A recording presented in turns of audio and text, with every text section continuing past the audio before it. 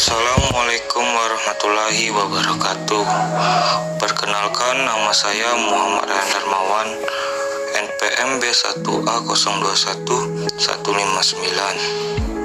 Yang saya hormati dosen pengampu Bapak Ari Wiryadinata SHMH, mata kuliah Hukum Internasional. Jadi saya di sini ingin menjelaskan tentang sejarah perkembangan hukum internasional. Sejarah perkembangan hukum internasional terdapat beberapa zaman dalam sejarah hukum internasional, yaitu diantaranya India kuno, Yahudi, Yunani, Romawi, pertengahan, dan modern. Zaman modern, hukum internasional berkembang lebih jauh lagi. Beberapa faktor yang mempengaruhi perkembangan ini adalah adanya kebangkitan negara-negara baru, baik di dalam maupun di luar benua Eropa, modernisasi sarana angkutan dunia, penemuan baru, terutama di bidang persenjataan militer untuk perang.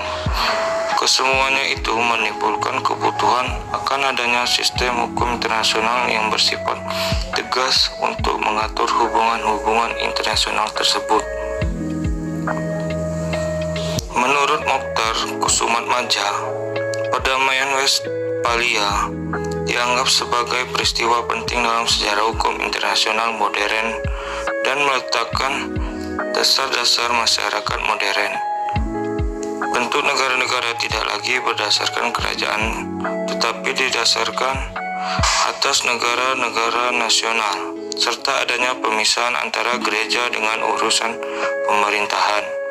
Dasar-dasar perjanjian Westphalia kemudian diperkuat lagi dengan adanya Perjanjian Utrecht, yaitu dengan menerima asas keseimbangan kekuatan sebagai asas politik internasional. Kusumatmadja, Mokhtar, dan ETR. Sejalan dengan perkembangan dalam masyarakat modern, maka hukum internasional dituntut agar dapat mengatur mengenai energi nuklir dan termonuklir, perdagangan internasional, pengangkutan internasional melalui laut, pengaturan ruang angkasa di luar atmosfer dan di ruang kosmos, pengawasan lingkungan hidup, menetapkan rezim baru untuk eksplorasi dan eksploitasi sumber-sumber daya alam di dasar laut di luar batas-batas teritorial, sistem jaringan informasi dan pengaman data-data komputer, serta terorisme internasional. Berbagai persoalan di atas menunjukkan bahwa hukum internasional tetap diperlukan untuk mengatasi berbagai persoalan yang terjadi dalam hubungan internasional. Hukum internasional diharapkan dapat mengatur dan memberikan penyelesaian hukum yang tepat dan adil, sehingga dapat diakui dan diterima oleh negara-negara atau pihak-pihak yang bertikai, tidak bertentangan dengan perundangan nasional suatu negara. Dalam suatu tatanan sistem hukum internasional yang bersifat global.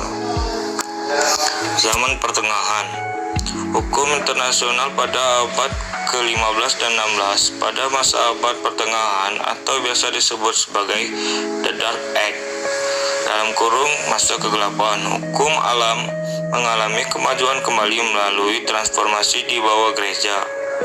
Peran keagamaan mendominasi sektor-sektor sekuler. Sistem kemasyarakatan di Eropa pada waktu itu terdiri dari beberapa negara yang berdaulat yang bersifat feodal dan tahta suci. Pada masa itu muncullah konsep perang adil sesuai dengan ajaran Kristen yang bertujuan untuk melakukan tindakan yang tidak bertentangan dengan ajaran gereja. Selain itu, beberapa hasil karya ahli hukum memuat mengenai persoalan peperangan, seperti Bartolo yang menulis tentang tindakan balas yang seimbang.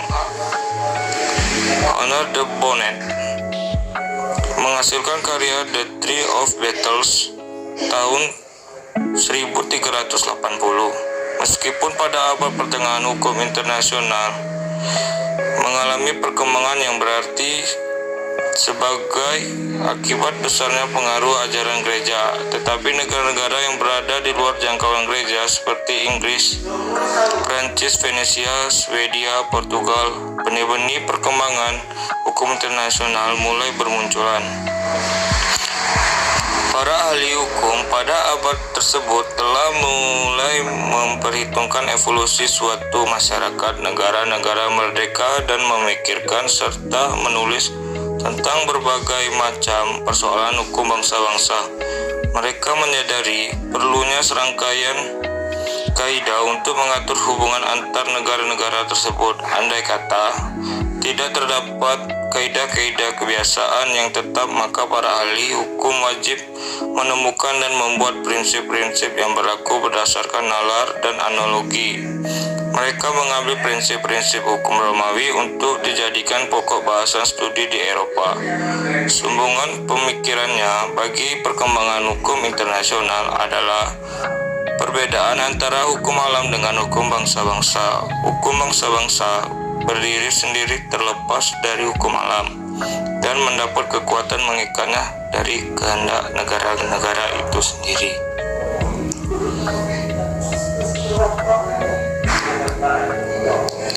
Dan juga terdapat beberapa zaman dalam sejarah hukum internasional yaitu Yunani kuno menurut Vinogradov. Pada masa itu telah ada hukum intermunicipal, yaitu kaidah-kaidah kebiasaan yang berlaku dalam hubungan antar negara-negara kota, seperti ketentuan mengenai utusan pernyataan perang, perbudakan tahunan perang. Kaidah-kaidah intermunicipal juga diterapkan bagi masyarakat tetangga dari negara kota. Namun kaidah intermunicipal sangat dipengaruhi oleh pengaruh agama, sehingga tidak ada pemisahan yang tegas antara hukum, moral, keadilan, dan agama. Selanjutnya yaitu Yahudi kuno. Lingkungan kebudayaan zaman kuno yang mengenai hukum bangsa-bangsa ialah kebudayaan Yahudi. Orang Yahudi sebagaimana telah terbukti dari buku-buku kuno mereka, antara lain Kitab Perjanjian Lama, sudah mengenal ketentuan mengenai perjanjian perlakuan terhadap orang asing dan cara melakukan perang. Selanjutnya yaitu Romawi kuno. Pada zaman Romawi kuno ini, bangsa Romawi sudah membuat aturan-aturan dalam berhubungan dengan bangsa-bangsa lain. Dalam aspek aturan ini, bangsa Romawi sudah mempunyai karakter hukumnya sendiri. Namun sumbangan Romawi kuno dalam perkembangan hukum internasional relatif kurang, terutama untuk hubungan antar negara pada zaman modern. Dan yang terakhir yaitu India kuno. Dalam kebudayaan India kuno terdapat kaidah dan lembaga hukum yang mengatur hubungan antara kasta, suku bangsa, dan raja-raja. Menurut Banerjee, adat kebiasaan yang mengatur hubungan antar raja yang disebut Desa Dharma, Gautama Sutra, dan Undang-Undang Manu memuat tentang hukum kerajaan. Hukum yang mengatur antara hubungan antar raja-raja pada masa itu tidak dapat dikatakan sebagai hukum internasional karena belum ada pemisahan dengan agama, soal-soal masyarakatan, dan negara. Sekian dari saya tentang penjelasan sejarah perkembangan hukum internasional. Assalamualaikum warahmatullahi wabarakatuh.